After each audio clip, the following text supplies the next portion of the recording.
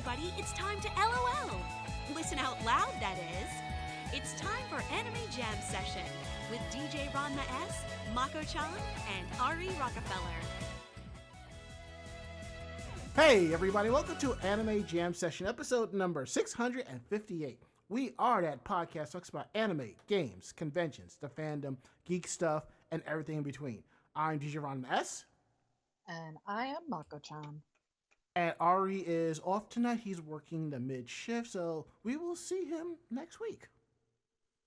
So, Mako-chan, how are you doing tonight? I am just so freaking tired.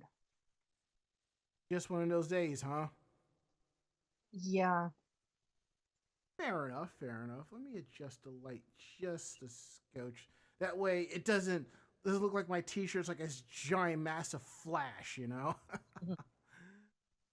For me, same old. I have an interesting story to tell during my weekend day. And I just realized that I did not set the rundown the way it should be. So I really need to do that real quick. I can't believe I actually forgot to do that. Oops. Well, I mean, I didn't realize I was at your house that I forgot to edit and upload last week's podcast to YouTube. Oops. Yeah.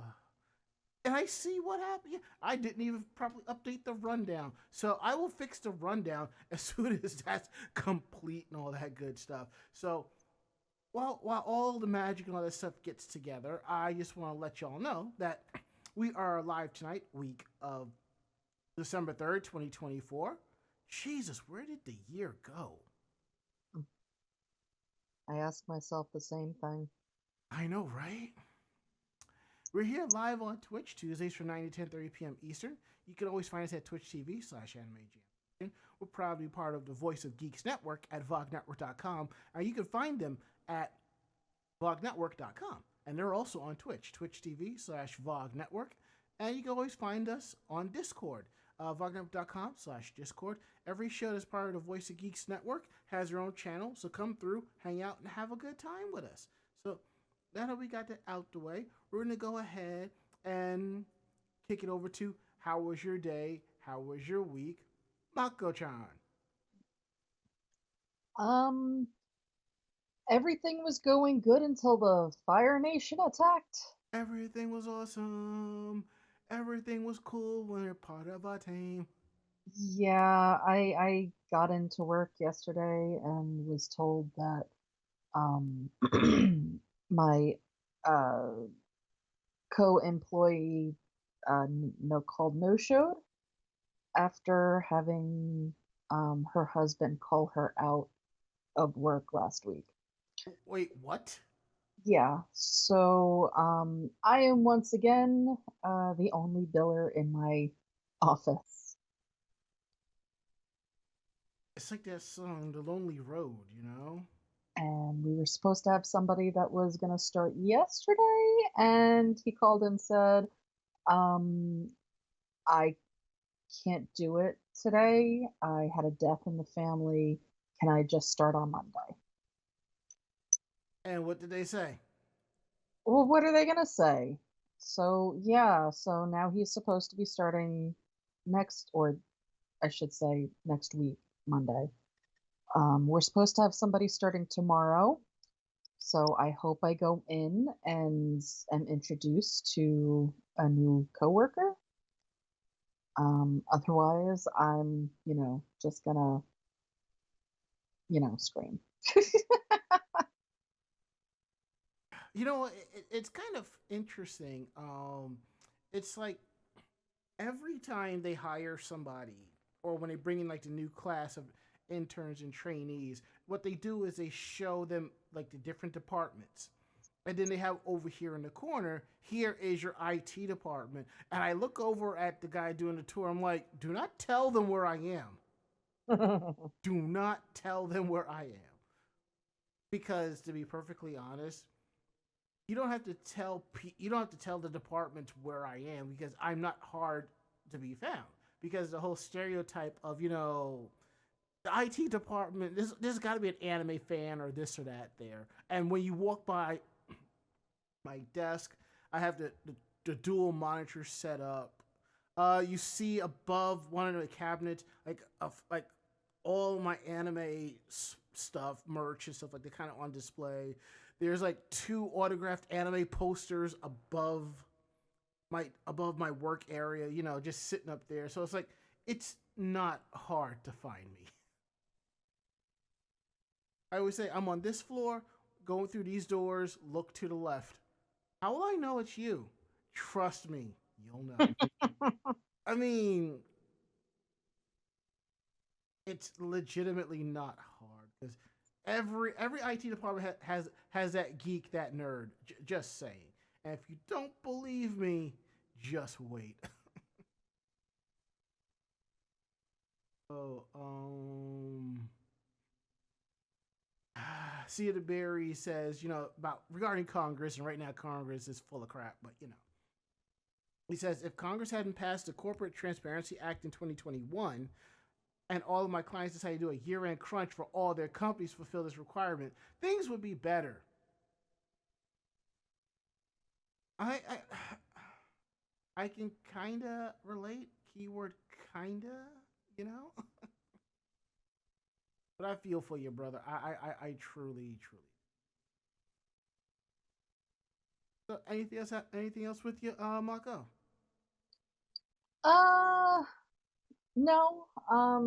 I just decided, uh, basically yesterday after I was told all of that I was going to take the 2 days after Christmas off from work. So I put those 2 days in. So I should have either 5.5 days or 6 full days off and away from work and just getting to sit on my butt and relax. I catch you with all your gaming. No, actually, gonna be cleaning. Well, that too doesn't hurt. Well, I totally get that. And I just broke the damn rundown. Whoops. No, I think I know what it is. It was an apostrophe that I put in the friggin' thing when I was putting it together. An apostrophe that's normal, but when I put it in the rundown, it flips the symbol and it just breaks sequel. Technology, you gotta love that. Technology sucks sometimes. Believe you me, I know this for first-hand run. Mm. Hold on one second. Let me see if I can just get this other tad bit of information to buy me some time that I can save and run this update. I can't believe I actually forgot to do this, but it's not the first time it's happened. Alrighty, we got that up and running. Let's go ahead and skip ahead to the next one. There we go.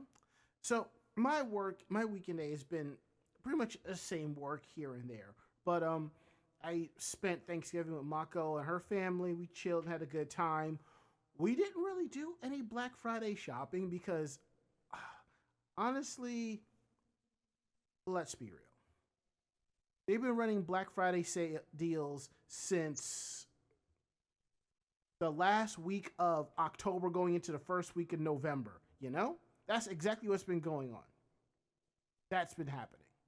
And deals have been popping up here and there. I mean, last week Amazon got me twice before I left the house because I have a Honey account, and whenever there's a deal, it emails me. So I go ahead, saw the deal in the morning, and I'm like, okay, I'll pick that up. Go in the shower, come back, look at my email again, another notification. I'm like, damn it, they got me twice. But there's a couple of games I wanted for $20 a pop, so I can't complain. So there's that. But normally, what me and Mako will usually do, if you've been following this podcast for a long time, you've heard our stories of our Black Friday runs and so forth, especially the tale of my PS4, which is one of my favorite stories to tell. But because of the pandemic and things have been changing and different, we were still doing Black Friday runs because there were still some games and movies that we would want. Plus, it was nice to go in the evening like we normally did and it was Mm. kind of quiet, and you could walk up and down and catch good deals. But as you notice over the last couple of years, retail stores are not carrying movies anymore. And there was like two movies that I wanted, and I realized Target didn't have them, Best Buy didn't have them, Walmart had them, but you had to order them online. I'm just like, no, that's not. No, I'm not gonna do that. And then end up ordering them off of Amazon anyway. But at least I get reward points towards that. So that's basically is it. I picked up Ghostbusters: Frozen Empire and Godzilla vs Kong: New Empire. Those are the only. Well, that's two of the three movies I want. The third one is Borderlands, and I know everyone's saying how bad, how terrible it is, but Borderlands is one of my fandoms. I still want to support it one way or another. When the price hits maybe about below $20 for 4K Ultra HD Blu-ray, then I will pick it up. So, let's see, what else do we have here? Let's see, what else do we have? That's basically is it. So we're gonna get into some housekeeping here. No, let's go ahead and do a refresh. That is perfect. Under housekeeping notes, episodes of our podcast are available on YouTube, youtube.com/anime jam session. Click on podcast and the episodes are there. I do apologize for last week's episode not going up until this morning. I legitimately thought, because here's the thing. Last week I only had 2 days of work and the rest was off. So I spent Wednesday prepping to go, but I thought while I was prepping my suitcase and getting all that here, I was actually doing all the edits and uploading it. I happened to remote into my machine and just be like, oh, I totally forgot to do it. That blows. So that's taken care of. So it's it and that's it. I'll have to be more mindful to make sure those episodes are going up. So it's it, that's that, and I apologize for that. Don't forget we have Fans View Friday starting back up with Wisteria Witch VT. What she does is she goes through the archive of Kevin Lillard's Fans View website and goes through the cosplay photos and talks about a time of yore. So you can always find her at twitch.tv/Wisteria Witch VT. So Fridays, I believe, at 6 p.m. Pacific, which would make it 10 p.m. Eastern. So come through, hang out, and say hi. And our Christmas show. Remember, our final show of the year is actually in 14 days. So it's December 17th. We have 2 episodes left. So I am hoping that I can get the entire crew together so we can kind of chill out, relax, talk a little bit of news, and just talk holiday stuff and just see how things go. And we will be on break for, I believe, for the next 2 or 3 weeks. I'm pulling up the calendar now so that way y'all know when we're coming back. Because I am going on vacation for 2 weeks, and I probably will need the following week to kind of relax or whatever. So we will be back on January 14th. So, yeah, 3 weeks off, and we'll be back. So hopefully you'll be here when we get back. So we got that out the way. So now we're going to discuss Geek Roundtable. This is the part of the show we talk more about the geekier aspects of our lives, like geek stuff that we're doing and stuff. So as always, Mako-chan has something to show for the audience. Maybe we should start calling this show and tell. Yeah, so to finalize my demon collection, I have the plushie of Belphegor. Belphegor is the avatar of Sloth, and basically sleeps through everything. But yeah, so he's very like a lot of his outfits contain cow print or black and white, and that's just kind of how That's his quote unquote symbolic animal. But yeah, so he is the twin of Beelzebub. Mhm. And yeah, So how many of those plushies do you have again? there are seven. Well, there are more than seven, but there is one for each of the seven deadly sins. Um, those are the main brothers. So I have the regular plushies, but they did come out with a golden Lucifer and a Memon, and I don't remember what the second Memon was. The fact that you say they're siblings, I'm thinking of the TV show Lucifer on Netflix. Detective.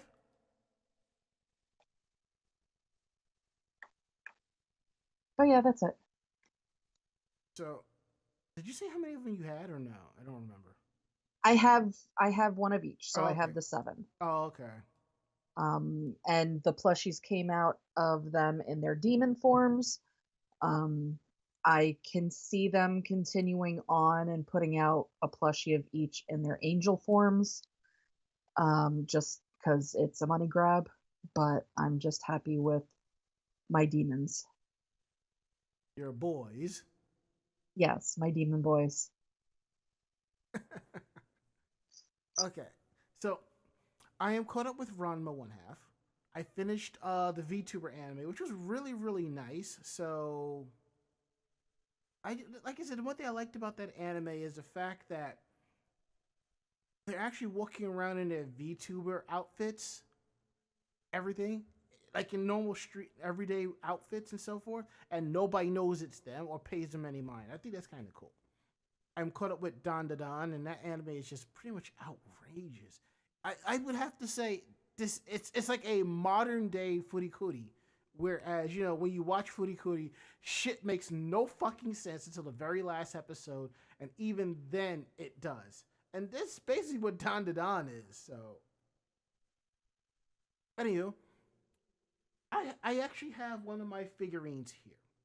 Now, as I've said before, because of my move, I've changed the addressing of all of the figurines I've been purchasing or pre-ordered to go to work, so I can collect them all later once my little house room studio is in proper order. That I could put them on display. So has to be about a little bit over a year ago. Good Smile put out some Cyberpunk Edge Runners figure arts, or as they like to call them, but they're pop up parades. So I got Rebecca because Rebecca's best girl. So I completely and totally forgot that I pre ordered until I get the notification. And the thing I was worried about the fact that it's going to arrive while I'm gone. Now, I can say so far I've had packages arrive at my new place and nothing has disappeared. Especially the fact that the way the front porch is, it's like basically you go through the gate, you go up the stairs, and there's the front porch, which has like a brick fence around, like bricks and cement. Look, nice design.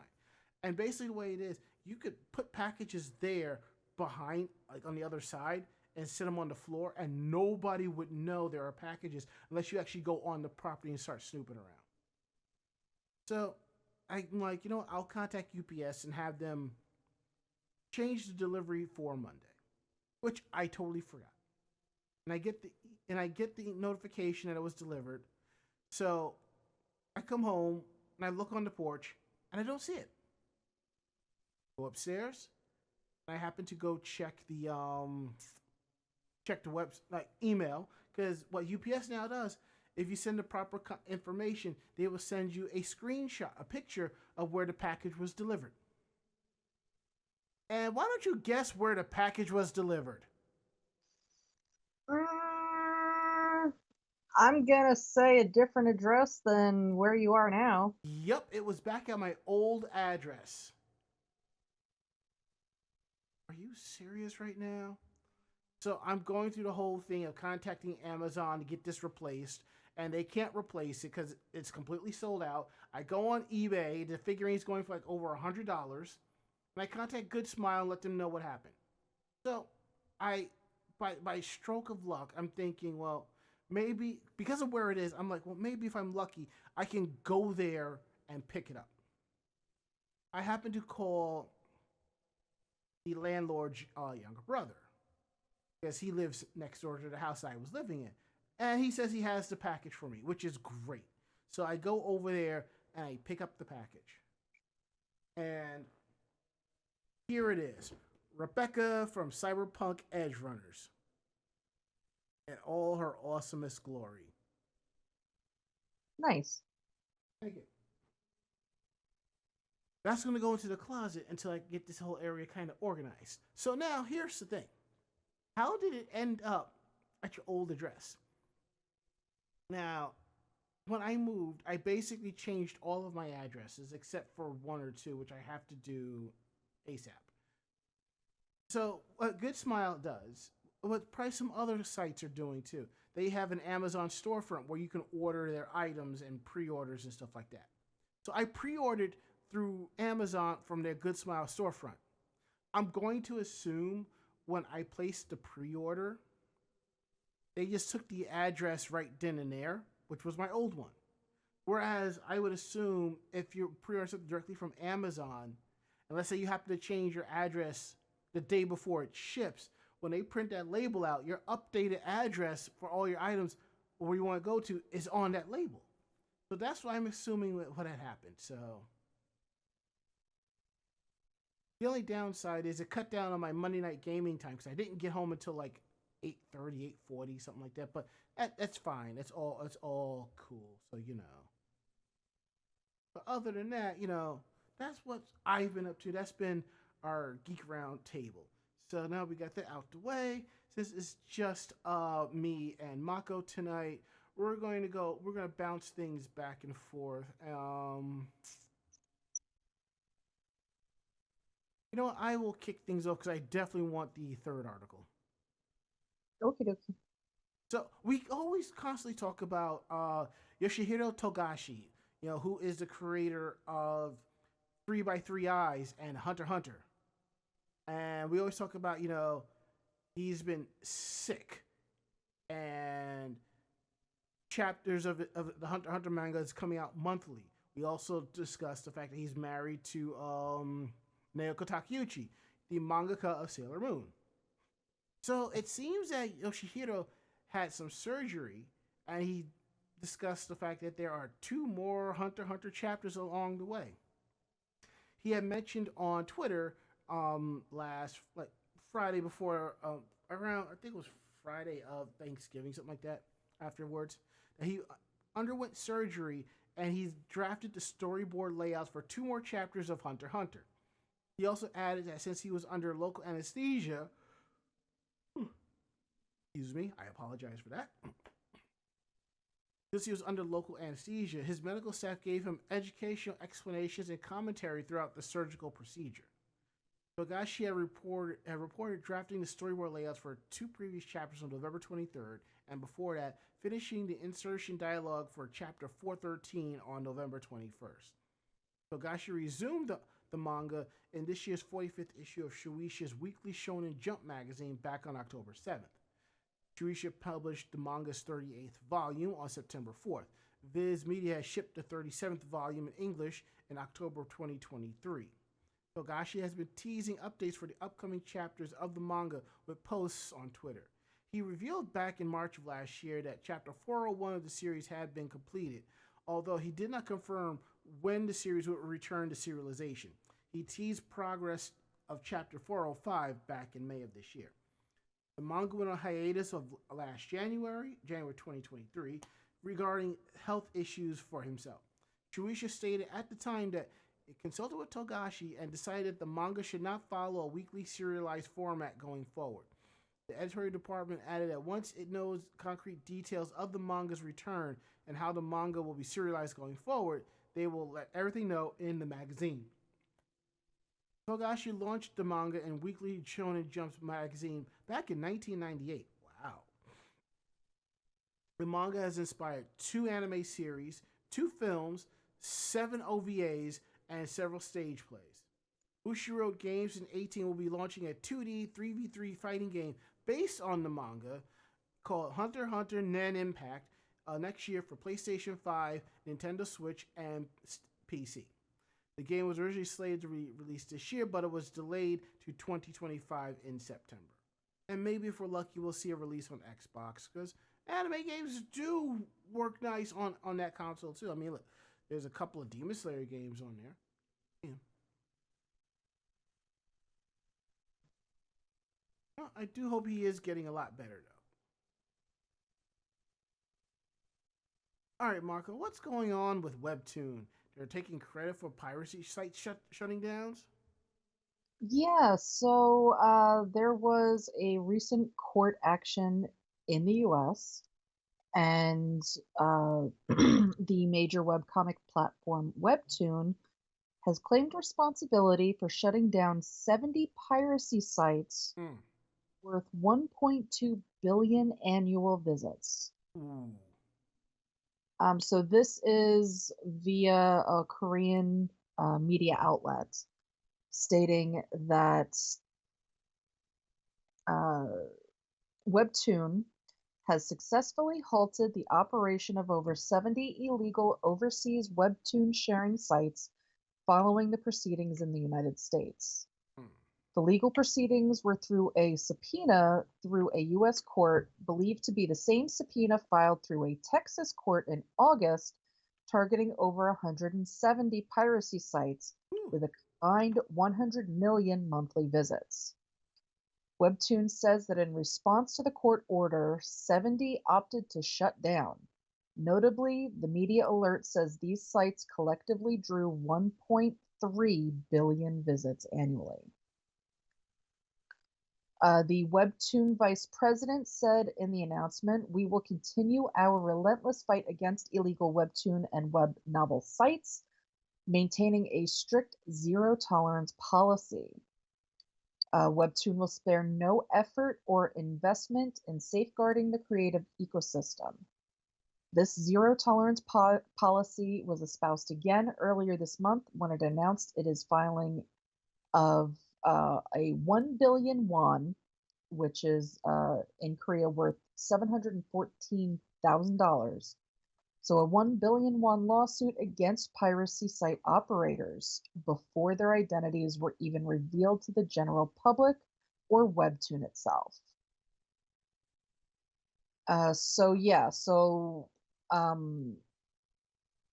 The website subpoenaed in August provided a starting point. Mm-hmm. Some of them are still active and some are growing, unfortunately, because everybody's jumping ship over to them. Dozens of sites are inaccessible and have seen visit rates plummet. So this would corroborate WebToon's claims. One of the sites included in the subpoena, Oktoon, whose operators ran one of Korea's largest piracy networks, was shut down. This was through action taken by the Ministry of Culture, Sports, and Tourism's Copyright Claim Scientific Investigation Unit, likely unrelated to WebToon's court action.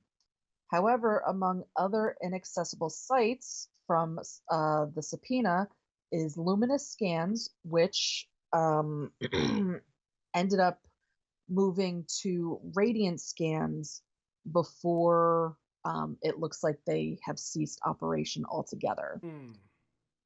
Other major sites include mangatix.to,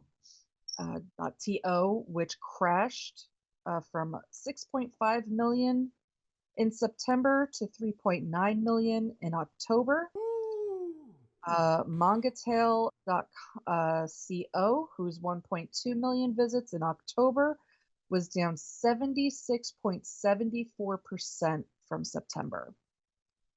Radiant Scans pulled just shy of 1 million visits in the first week of October and is down to about 160K in the last week of October. Tower of God Mawa has crashed from 7.4 million visits in August to 3.8 million in October. Emperor Scan is down to 178K in October after pulling 2.6 million in August. So a lot of these sites are, not just shutting down, but I mean, just to try and rename yourself and then go, oh crap, we got found again. Oops. But the fact that there are still people, trying to access the site, is kind of amusing, I guess, that many people are still trying to access a site that's down. My last bit of crumbs. Yeah. Unfortunately, as we've seen, pirating sites and various sites like that are just going to continue to pop back up, and we can only hope that, they're caught in a timely manner. I just want more people to just pay for it, or just borrow the manga from the library, or borrow it from a friend, or buy it secondhand and resell it. Just do that. Like that's my thing, is a lot of libraries now, you can use your Kindle or some sort of book app. So you don't even have to go to the library anymore. That's right. You just have to sign up, and you're able to get all of these downloaded. And if they don't have what you're looking for, you can request it. Yes. And they'll do what they'll trade licenses with another library, or purchase their own license if they think it's going to be a popular series. And that's how they do the interchanging in libraries now. So I mean, there really is no reason for this unless you're in Tennessee, and you've got the school systems banning manga. But even then, you still want to support the manga. Exactly. And here's the thing, and this is something we've discussed plenty of times before. I've heard stories, not stories, but just people saying, well, the industry doesn't support the creators or the mangakas or the translators, so fuck this, I'm gonna get what is mine. Okay. Slow your roll. Yes. Voice actors might not get their fair share. Translators might not get their fair share. But when you support it and it shows that you are willing to take a chance on it, and the publishers on both sides of the ocean see this, it makes it easy to negotiate better deals. I'm just saying,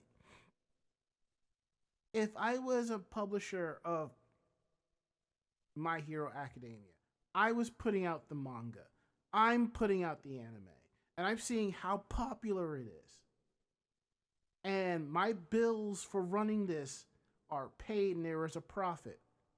I'm just saying, I would reach out and I would give who they're working on, I would give them a bump in pay.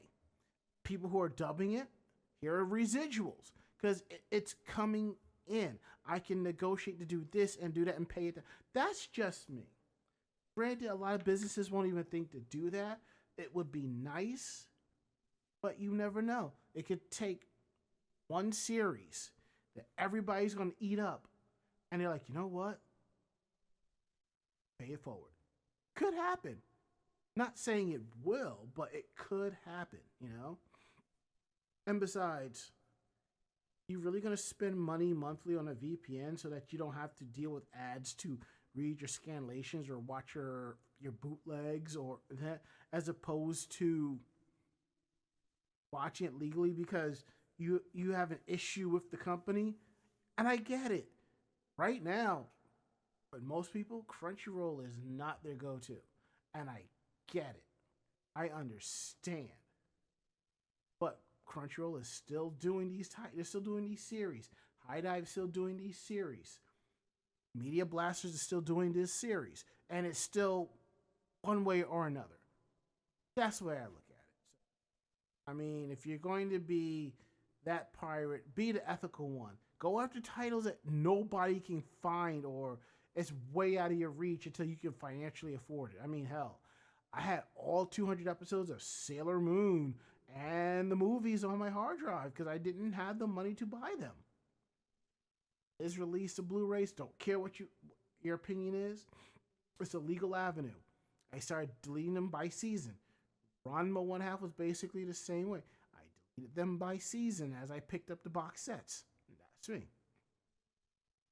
So maybe kind of do the right thing for once. But even then, I'm probably asking a little bit too much, aren't I? Yeah, probably. So let's get into our next story here. We're going to talk about one of my favorite series, the Rascal Does Not Dream series. I mean, I actually dropped $150 on, I believe, the box, like the first volume, the TV series, and the movie. Come to find out there are 2 more movies, which I do need to get my hands on. And I'm kind of happy about that. Let's get into it. As it loads up. Here we are. And just so you know, I will show this later. But I just wanted to say that actually, wow, it's actually starting today. I am going to probably have to watch the first episode after I edit tonight's podcast.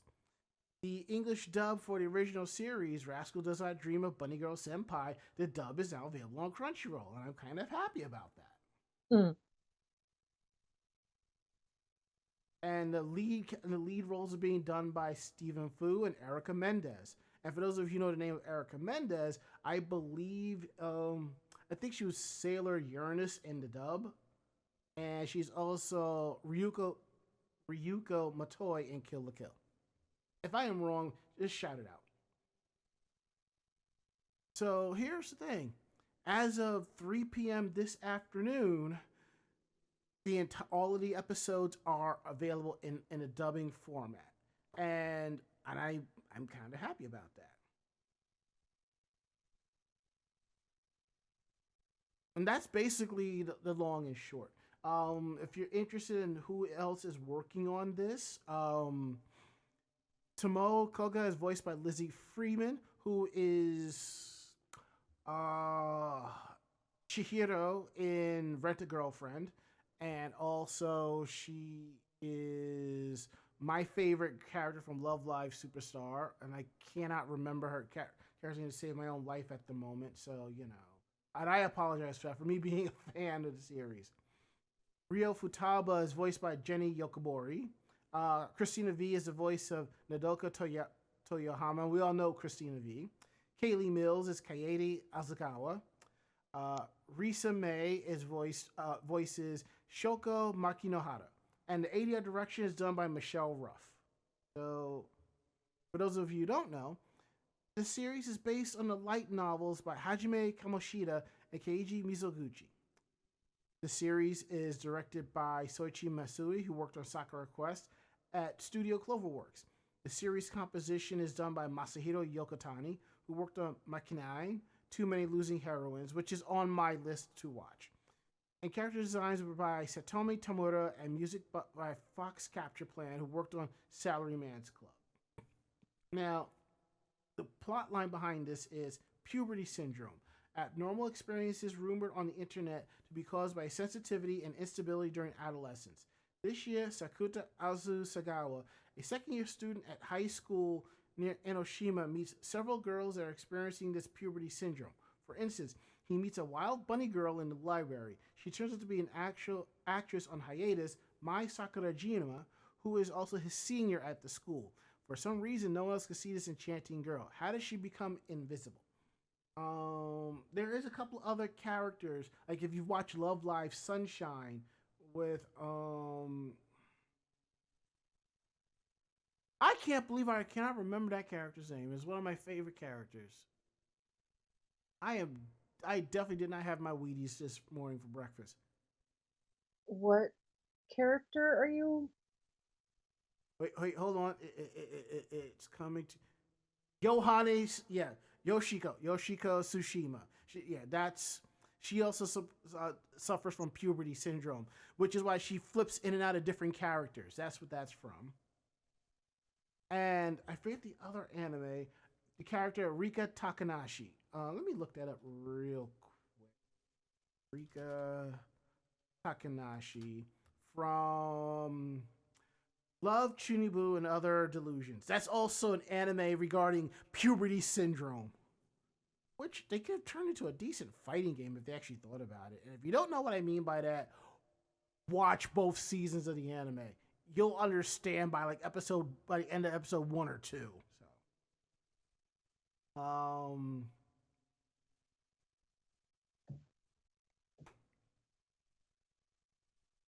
and I think that's basically the long and short of it for that. So I'm really excited about that. Again, after everything is said and done, I'm probably going to try to watch the first 2 episodes of the dub. And word of advice, this is not an anime series you can sit there and marathon in one sitting. There is so much that goes on in there. By episode 3, you need to step back, let all of what you watch sink in, then go back and watch another couple of episodes.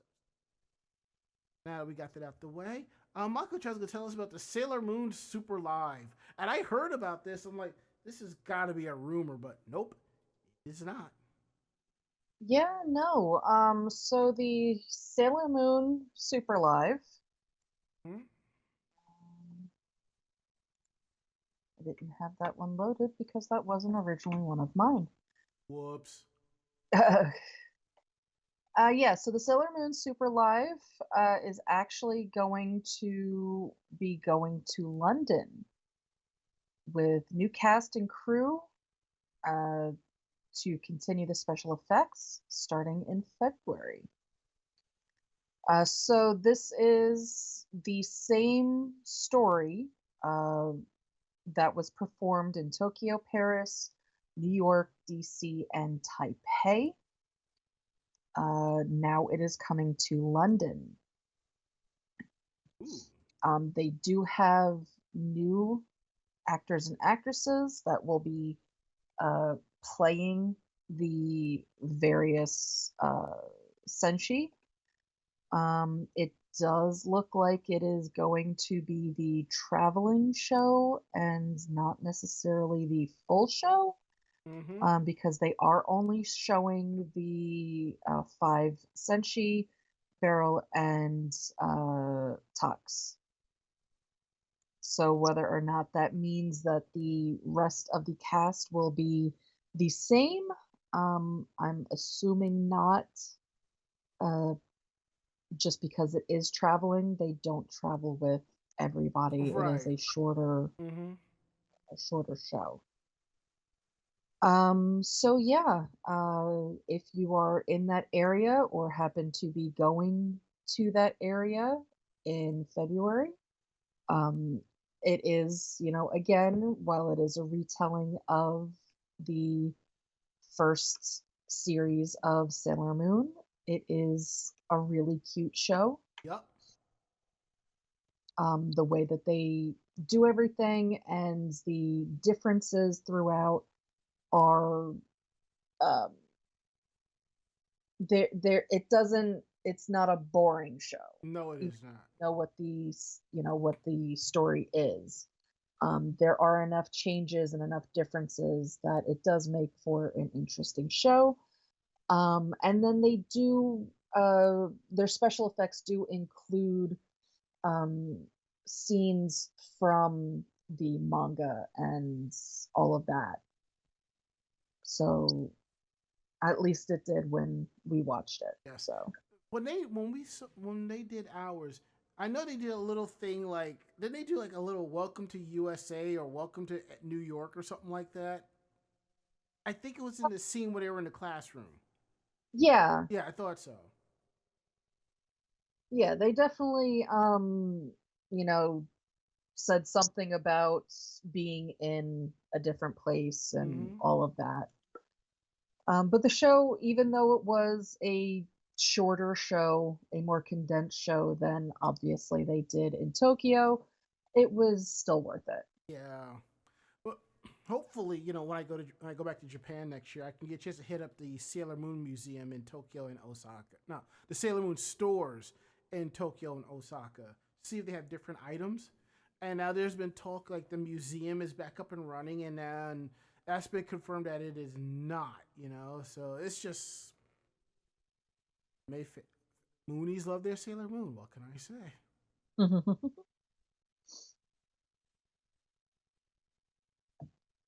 So now we're going to talk about the fact that there's Google Chrome, the anime, which means big budget, very low quality because it likes to eat money. Google Japan released two anime shorts featuring the Google Chrome mascot named Chromu. And if you say it fast, it sounds like you're saying Chrome. And the series is called Gambare Chromu. And Chromu is voiced by Sumire Uesaka. The first short, which was released last Thursday, showcases the browser sharing features between smartphones and computers, and the second focuses on security and translation functions. Takashi Otsuka, who worked on Smile Pretty Cure and Dragons of Wonder Hatch's anime segments, directed the first short at LDH Digital with the design by Twitter user Kamatan_June. Hideki Inaba directed the second short at AOI Pro in collaboration with ELN Japan.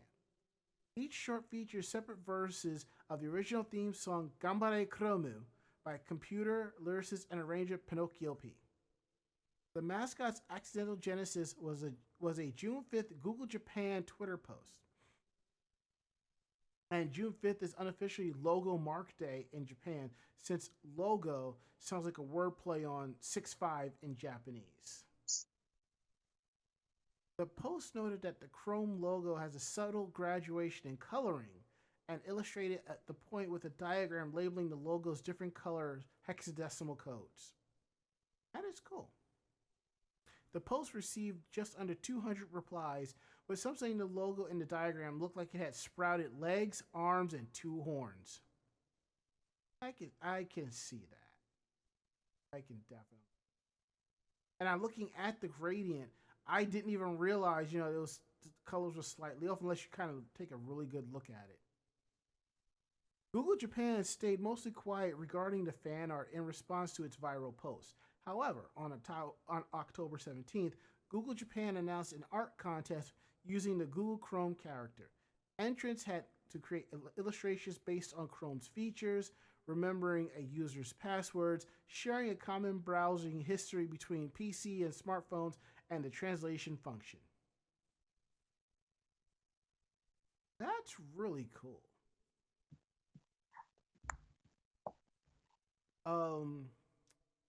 As of press time, Google Japan has not announced any more episodes in the Google Chrome mini anime.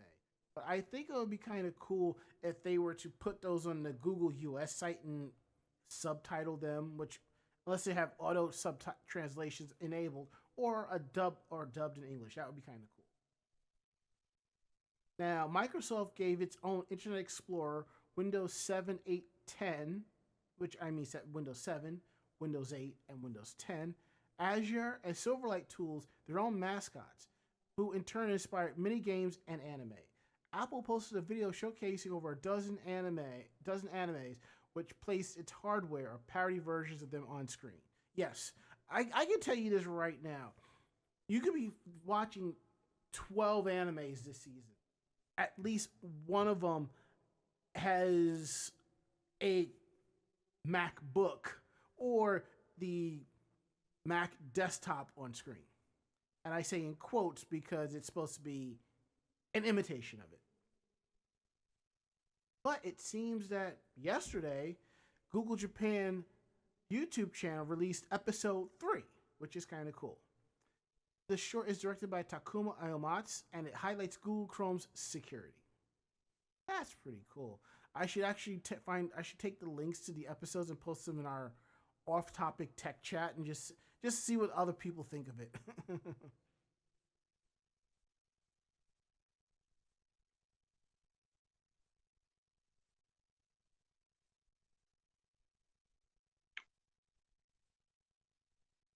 One second here. What is this? And I see the video says it's a whack book. Yeah, yeah, yeah. Or there have been some animes where you know it's a MacBook because not because the fact that the Apple logos on the other side. It's another type of fruit, and 9 times out of 10, it's a pear. Yeah, pears and pineapples. I haven't really seen the pineapples though, but definitely pears. I think the pineapple was actually iCarly. Mm.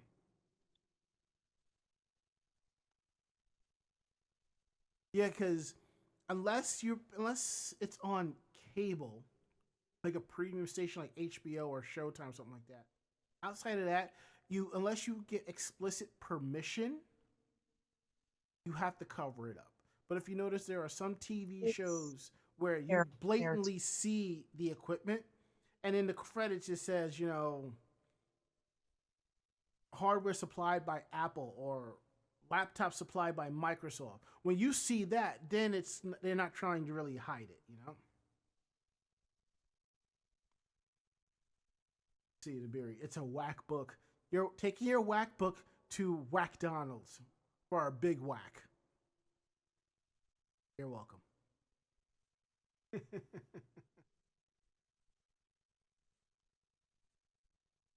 Are you looking something up? Hmm? Are you looking something up or no? I was actually trying to see where I saw the pineapple. Okay. And I couldn't because I thought it was iCarly, but it's not. There's a pear in that too. I'm gonna check something real quick. Pineapple will back.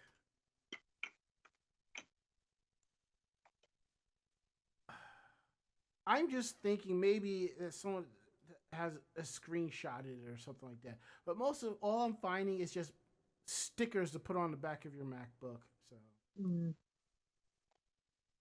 Oh well. it is what it is. Anyway, we're down to our last story of the night about the Disney characters being turned into anime girls. What? Yeah, so Disney has inspired a lot of different animated endeavors, including mascots such as Mickey Mouse. Mm-hmm. So now these are getting an anime redesign by way of a new pop-up store.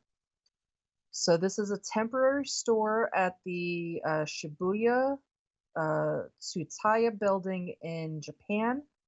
Will be open through December and is going to feature artwork from a notable designer. These designs are going to feature various Disney characters reimagined as cute anime girls, complete with matching merchandise. According to this, all of them are supposed to be fairly, affordably priced, Yeah. stylish, and, basically anybody is going to want them. So the Disney collection is coming courtesy of Mika Pikazo. They have also done character designing for video games such as Fire Emblem Engage. They've also worked on Fate Grand Order, and they've also done the art for various VTubers. So the characters that are going to be turned into anime girls and inspired by the character's look are going to be Mickey Mouse, Minnie Mouse, Donald Duck, Daisy Duck, Goofy, and Chip and Dale. There is also a design that is art of actual Mickey Mouse as a mouse with various colors and all of that in the picture as well. It's a very different looking art style for Mickey, which is kind of cool. It is. So there's going to be t-shirts, acrylic stands, acrylic blocks, and badges. And then some are going to contain the entire series in one go.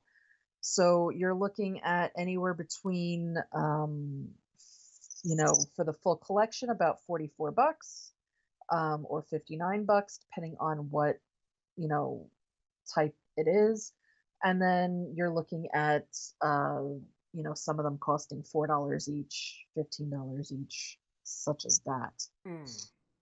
And then as long as you spend at least 30,000 yen, customers will also get a random postcard that is also tied to the series. Yeah, so that is going on right now. And yeah, so I would expect to see these, these items coming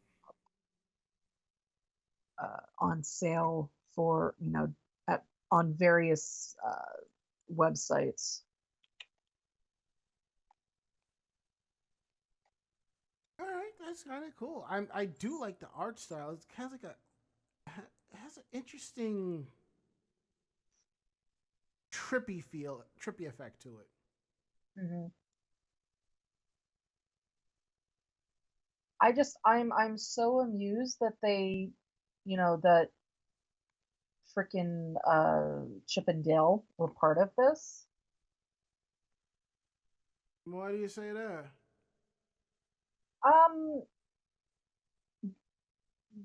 I don't always think of Chip and Dale when I think of, the classic Disney characters, I guess. So it's kind of cool to see Chip and Dale as part of it. Okay. Seems legit.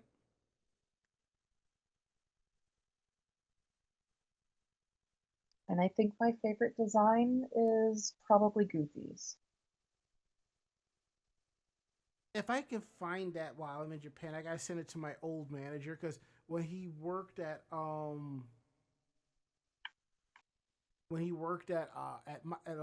Disney, he was a character actor and he was Goofy. Oh, and to go back to what we were talking about, parodies of the Mac logo and so forth, we get into Meanwhile in Japan. Siamiri says, fun fact, it's called Greeking when you cover up the logos. Hey, you want to know something? I learned that from listening to the How Rude Tanritos podcast, so... And I knew this, but I didn't mention it because of the term. I'm just like, let's not try to piss anybody off, but, I wonder who came up with that term, though. Oh well. Now that we got that out the way, we're gonna get into the part of the show that y'all really like to stick around, hang out with. Meanwhile, in Japan. So let's see what we got here. I think I'll take the first story. Okay, I'm gonna take the second one. Well, I kind of figured that much.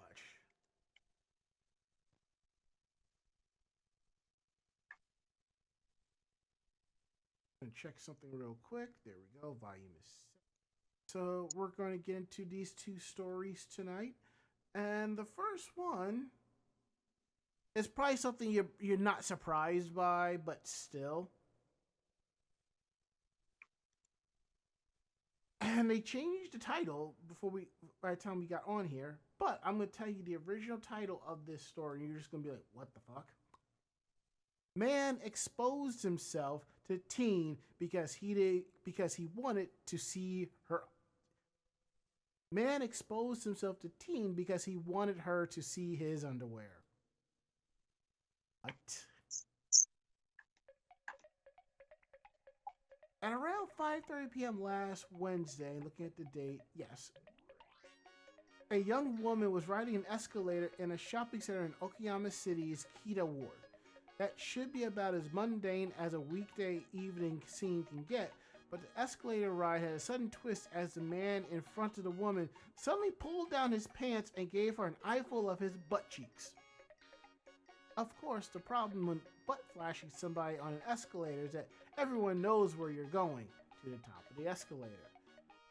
Well, there's also a problem of the moral reprehensibleness of flashing someone in general, but in any case, doing it on an escalator makes it difficult. Sure enough, a security guard apprehended the man, later identified as 44-year-old office worker who lives in Higashi Ward. The security guard then called the police, delivering the succinct report of, "I have a suspicious person in custody." The woman is described as being Judai, a Japanese term describing someone between the age of 10 and 19, though with reports not referring to her as a child. She's likely a teenager above the legal adulthood of age of 18. Officers were promptly dispatched to the scene, but during the questioning, the man partly denied the accusations. He is not contesting that he pulled down his pants with the explicit purpose of showing the woman what was underneath, but he's contesting that he didn't expose his posterior as he was wearing undergarments. And explaining his motives to the police, the man said, "It was not my intention to show her my butt. I wanted a young woman to see the T-back underwear I was wearing." This is not one of the times you should be splitting hairs to defend your actions. As such, the man could perhaps contend that he didn't expose his butt as he was, technically, still wearing something underneath his pants.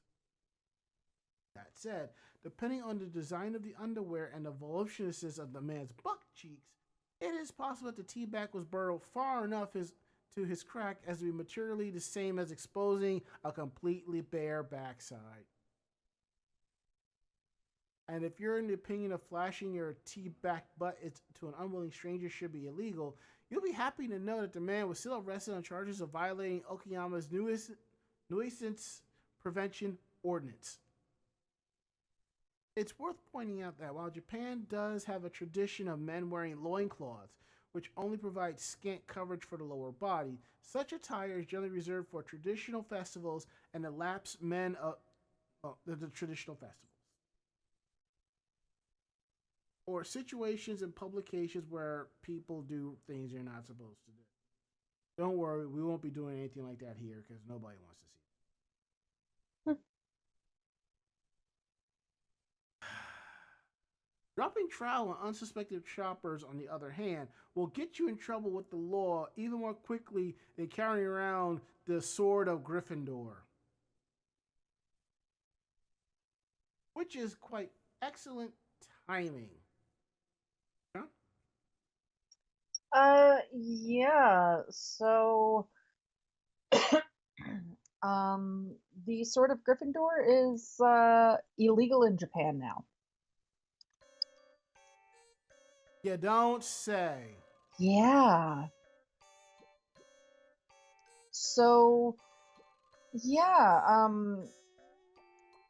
in Japan, during the Warner Brothers studio tour in Tokyo, specifically the making of Harry Potter, which opened last summer, it combines a theme park museum and photo spot, and there are various facilities featuring recreations of the settings in the Harry Potter films, along with displays of costumes and props. But naturally, there's also a gift shop, and among those items, it used to offer a full-sized Sword of Gryffindor. The price was approximately $196 or 30,000 yen, and is a stainless steel replica, which is about 34 inches in length. Unfortunately, the size and design of the sword, for, it's caused them to be recalled. So the Warner Brothers Studio Tour Tokyo management was recently contacted by the police, who informed them that the Sword of Gryffindor is, in the eyes of the law, a sword, and it's illegal for civilians to possess. The Firearm and Sword Possession Control Law, sometimes called the Firearm and Sword Control Law, dictates various criteria as to what distinguishes a sword from a practical use bladed tool, such as cooking knives.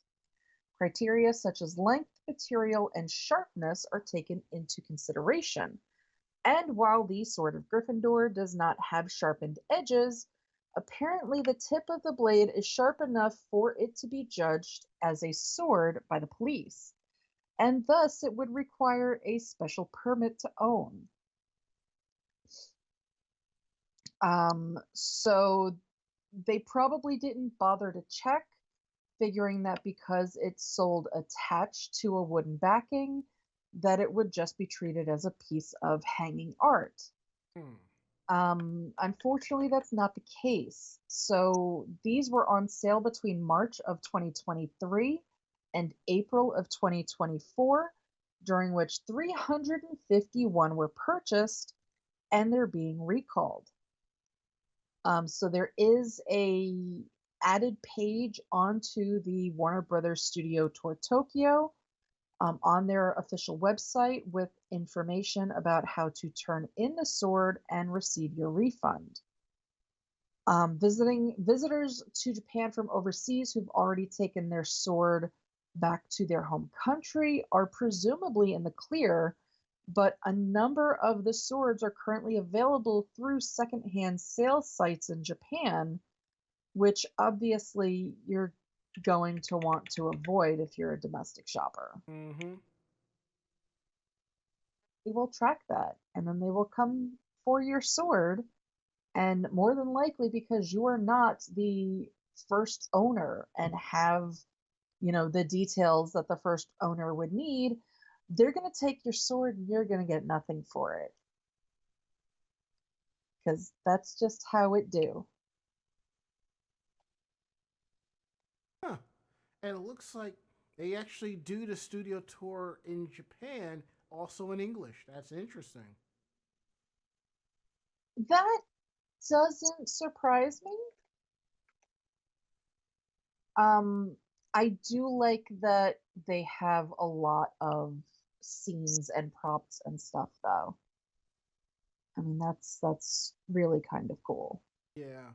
And what's interesting is I actually stumbled across the tour by accident.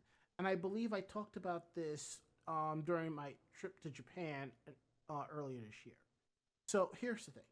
I went to Narima. I had to do my pilgrimage to Narima, and for those of you who don't know, that's where Ranma One Half takes place. So I went, and when you get there, you know when you in regular cities you see like the tall street lights and so forth, and there are posters that are hanging down that advertise local businesses and other things. Pretty much almost all of the streetlights had posters promoting the Warner Brothers Studio tour for Harry Potter. Now, when I Google mapped how to get to Narima so I know which trains to take, on the map there you see there is a Warner Brothers studio there. And I thought that was kind of cool. But I didn't know that's where they did the studio tour. But I discovered that when I got off the train and started walking around and I saw the posters. I was like, oh, that's pretty cool. And yes, I did take a picture of that. And now that we got that out of the way, I think it's time to wrap up the show. Even though it's a little bit early, every little bit counts. Ahead and actually no, that's the wrong app. So let's go ahead and keep it up. There we go. So if you like tonight's show, tell a friend. They in turn will tell another friend, and so on and so forth. We're independent bloggers, independent podcasters. So what we like and don't like, we're gonna tell you straight up, and that's how we roll around here. So if you have any questions about the show, drop us a line at podcast@animejamsession.com. Again, that is podcast@animejamsession.com. We're here to believe you. So if you liked this week's episode and you want to check out some of our older episodes, you can find us on Anchor FM, iHeartRadio, Spotify, Apple Podcasts, or any app you use for listening to podcasts. You can find us there. And what's cool is some of these apps have a little section where you can leave reviews and so forth. So if you could, leave us a review. We greatly appreciate that. And while you do that, and you get on your desktop or your laptop, check out our website at animejamsession.com. On our website, you will find not just our weekly podcast, you'll find anime reviews, editorials, cosplay tips and tricks, cosplay reviews. You'll find links to our YouTube and Facebook pages for cosplay convention coverage, all that, a lot more, and convention reviews. All of that at animejamsession.com. And follow us on our social media pages. It's Anime Jam Session on YouTube, Twitter, Facebook, and Blue Sky. Yes, we are on Blue Sky now. So show us a little bit of love on there. Follow us on those socials so you know when we're going live, when we have new episodes available, new reviews, all the other cool stuff. And to everyone that follows us on our socials, thank you so much. We really couldn't do this without y'all. So thank you. Let's see what else we got here. Our tip jar. If you're participating with us live right now, if you scroll down a little, you'll see a link to our Stream Elements, our Streamlabs, and our Ko-Fi. If you want to throw us a few dollars, you can cheer us on with bits in the chat room, or you can sub to the channel and give out gift subs. We really appreciate all of that. So now we'll go around the room. Last words, Mako-chan. I am so looking forward to this weekend already. My last words is, I got some photos to edit, and I'm back into the groove of things, so there is that. So that is it. End of list. We'll be back next week with a brand new episode. I'll be here. Mako-chan will be here. Barry Mellon will be here. And Ari should be here. We're hoping that you'll be here too. So that's it. We're going to get up on out of here because it's time for us to go. So I'm Ranma. And I am Mako-chan. Great fight. Great night. See you next week. Good night. Say goodnight, Mako-chan. Good night, Mako-chan. Perfect. Awesome. We're out of here. See you next week.